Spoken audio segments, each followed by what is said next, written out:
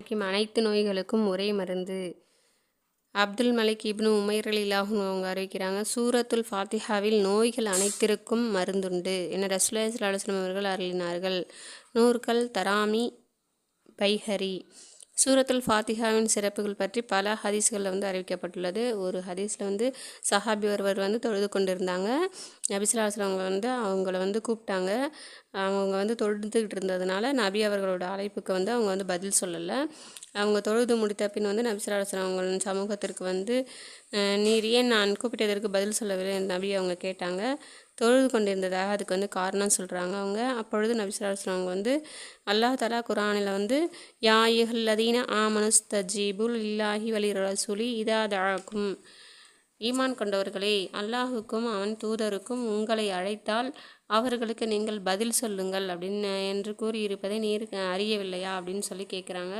குர்ஆனிலேயே எல்லாவற்றையும் விட மிக சிறந்த சூரா உமக்கு நான் அறிவிக்கட்டுமா சொல்கிறேன் அப்படின்னு சொல்கிறாங்க. அதுதான் அல்ஹம்துலில்லாஹி ரப்பில் ஆலமீன் என்று தொடங்கும் 7 ஆயத்துக்களை கொண்ட சூறாவாகும். அது சுஃபு மசானி என்னும் திரும்ப திரும்ப ஓதப்படும் 7 ஆயத்துக்களாகும். இன்னும் மகத்தான குர்ஆனாகவும் அது இருக்குதுன்னு சொல்கிறாங்க. ஒரு குர்ஆன் ஷரீஃபின் கருத்துக்கள் சூரத்துல் ஃபாத்திஹாவில் கருத்துக்கள் அனைத்தும் இருக்குது. சூரத்துல் ஃபாத்திஹாவில் இருக்கிற அனைத்தும் பிஸ்மில்லாஹ்விலும் இருக்குது. பிஸ்மில்லாவில் இருப்பவை அனைத்துமே அதில் இருக்கிற பே என்ற எழுத்தில் இருக்குது. பே என்பது சேர்த்தல் என்னும் பொருளில் வரும். அடியானை அல்லாஹுடன் சேர்த்தல் தான் அனைத்து செயல்களின் நோக்கமாகும் அப்படின்னு சொல்லியிருக்காங்க.